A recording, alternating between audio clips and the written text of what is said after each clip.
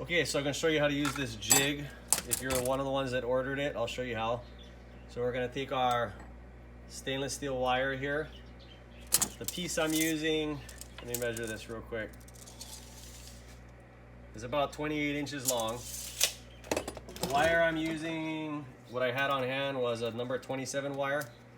It should come in a coil like this, you know, and then this one is from Nanko's, number 27 right there. It's a coil of wire, that's what it looks like. So first thing we're gonna do, maybe about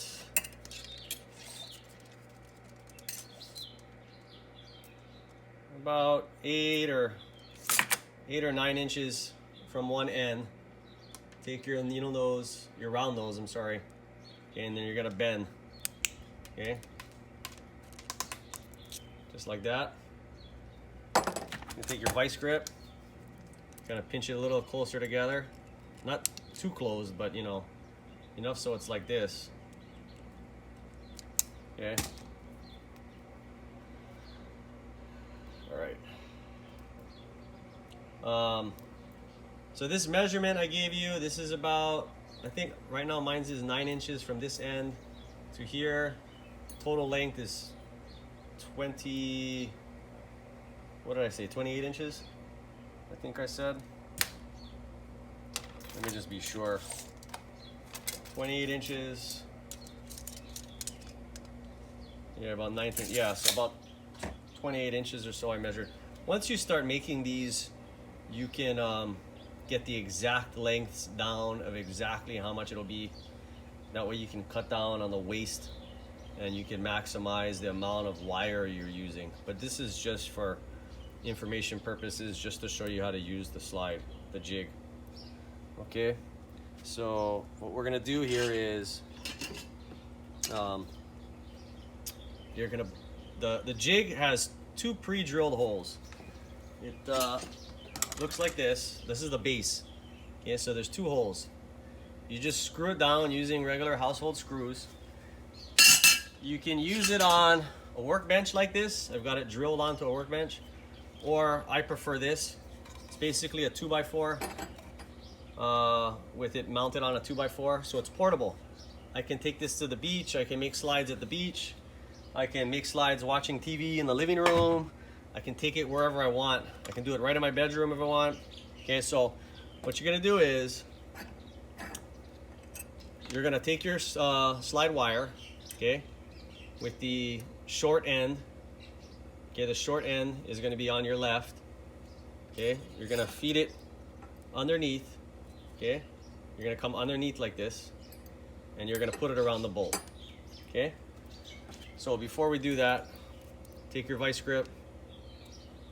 Okay, you're gonna bend it about ½ inch in. Just kind of bend it. You gotta get a good angle.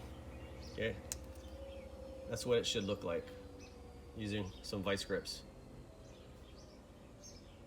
Okay, so we're gonna take that tag. We're gonna take that end.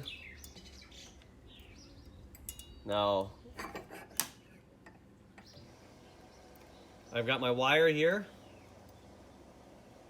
Okay, there's a hole. This is the pin. It's a bolt that I've included 2 per set, just in case you lose one or whatever.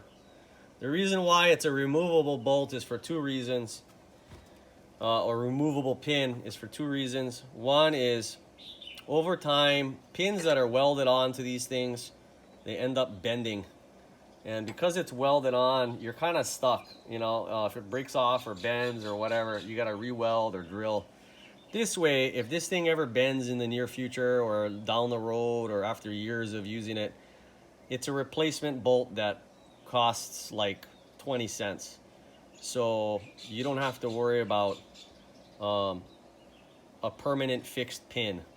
And then the second reason is after you do your coils, you just remove the pin, slip the handle out, and it's easy to take this whole thing off. So I'll show you that in a minute. So I've got my wire fed in underneath. Okay. Now you're gonna take your pin, you're gonna put it right in the hole, holding that wire on there. Okay. You gotta hold it down. What's gonna hold that thing in there is pressure. Okay. Now that it's in there, I'm starting to apply pressure on the crank, right? And you just start cranking. So as you're feeding this wire, it has a tendency to, like the wire, like this wire right here, is trying to kind of move off to the side. So as you're feeding this thing, you want to just go with your two hands. Check, catch over here. Go with your two fingers. Sorry. Okay, and just kind of make sure this thing doesn't start moving off to the side like that. Okay. So you're just gonna kind of hold them in line. Kind of hold them together while you're cranking. Okay. And all I'm doing is I'm just kind of guiding it. I'm just kind of holding it in place to making sure that these are straight. Okay. And you're going to end with the bolt head facing the ground.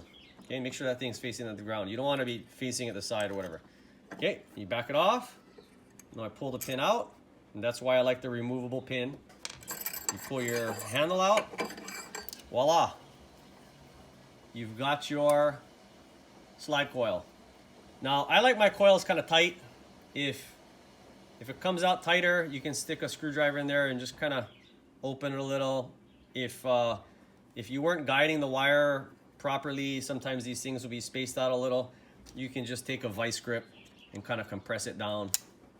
And then from here, you're gonna start the remainder of your slide. So, and we start off like that.